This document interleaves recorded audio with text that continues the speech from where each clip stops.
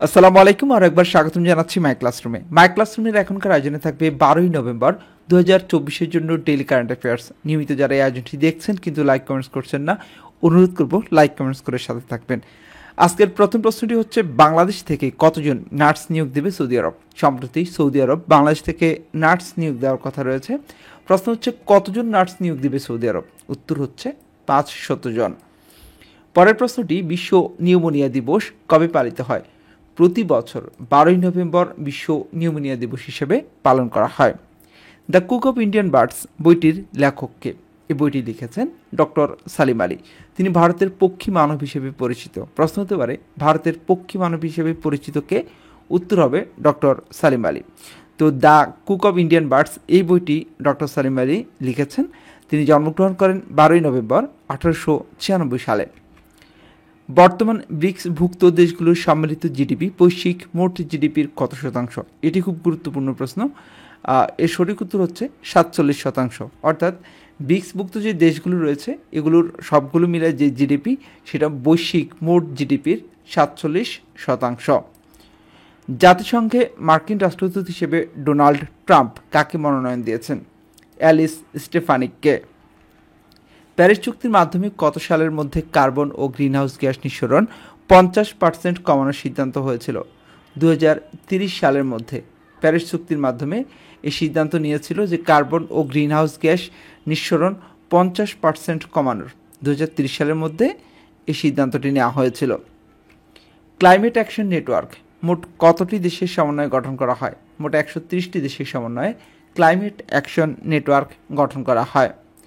জাপানের নবনির্বাচিত প্রধানমন্ত্রীর নাম কি? তিনি শিগের ইশিবা। বাংলাদেশের শতভাগ বিদ্যুতায়ন ঘটে কবে? 21শে মার্চ 2022 সালে বাংলাদেশের শতভাগ বিদ্যুতায়ন ঘটে। G20 এর সর্বশেষ অর্থাৎ 21তম সদস্য কোনটি? African union. তুলা উৎপাদনে শীর্ষ জেলা কোনটি? তুলা উৎপাদনের শীর্ষ জেলা হচ্ছে ঝিনাইদহ। 2024 সালে 96তম অস্কারপ্রাপ্ত চলচ্চিত্র কোনটি? এটি হচ্ছে ওপেনহেইমার।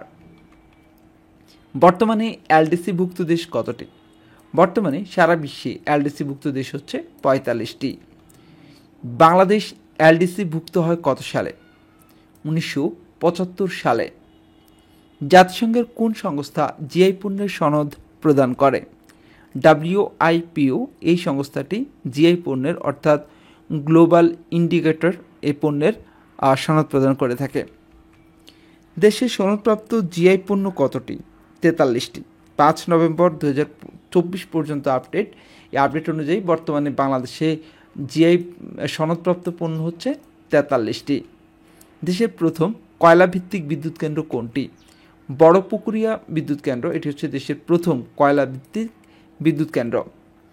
প্রবাসী শ্রমিকদের জন্য বিমানবন্দরে বিশেষ লাউঞ্জ উদ্বোধন করেছেন কে? প্রধান উপদেষ্টা ডক্টর মোহাম্মদ ইউনুস। অন্তর্বর্তী সরকারের প্রধান উপদেষ্টা প্রতিমন্ত্রীর পদমর্যাদায় বিশেষ সহকারী কতজন নিয়োগ দিয়েছেন? 3 জনকে। অন্তর্বর্তী সরকারে যুক্ত নতুন 3 জন উপদেষ্টা কারা? ব্যবসায়ী শেখ বশির উদ্দিন, মোস্তফা সরোয়ার ফারুকী এবং মাহফুজ আলম। রাজধানী ঢাকায় যাত্রীবাহী সব বাস কোন পরিবহনের আওতায় চলবে? ঢাকা নগর পরিবহনের আওতায় চলবে। COP29 জলবায়ু সম্মেলন কবে শুরু হবে? এটি শুরু হবে 11 নভেম্বর এবং চলবে 22 নভেম্বর পর্যন্ত। এবার আমরা কুইজ দেখব। আজকের এই প্রশ্নোত্তর থেকে কুইজটি থাকবে, ক্লাইমেট অ্যাকশন নেটওয়ার্ক কতটি দেশের সমন্বয়ে গঠন করা হয়? আপনার জন্য 4টি অপশন থাকবে, 130টি, 132টি, 135টি, 143টি। আমি প্রশ্নটি আরও একবার বলছি, ক্লাইমেট অ্যাকশন নেটওয়ার্ক কতটি দেশের সমন্বয়ে গঠন করা হয়? কতটা মনোযোগ দিয়ে দেখেছেন সেটি দেখার ফলা যে কতজন সঠিক উত্তর দিতে পারেন। চলুন এবার আমরা আজকের হাদিসটি দেখে নিই। আজকের হাদিসটি হচ্ছে, রাসূল সাল্লাল্লাহু আলাইহি ওয়াসাল্লাম বলেন, দিনদারি ও নেক আমল ব্যতি রেখে কোনো মানুষ সম্মানী হতে পারে না, আর নিকৃষ্ট হওয়ার জন্য অশালীন, অশ্লীল, নির্লজ্জ, কৃপণ এবং কাপুরুষ হওয়াই যথেষ্ট। এটি আমাদের 4/145 নম্বর হাদিস। আজ এ পর্যন্তই। এতক্ষণ পর্যন্ত যারা মাই ক্লাসরুমের সাথে ছিলেন সবাইকে অসংখ্য ধন্যবাদ। আল্লাহ হাফেজ।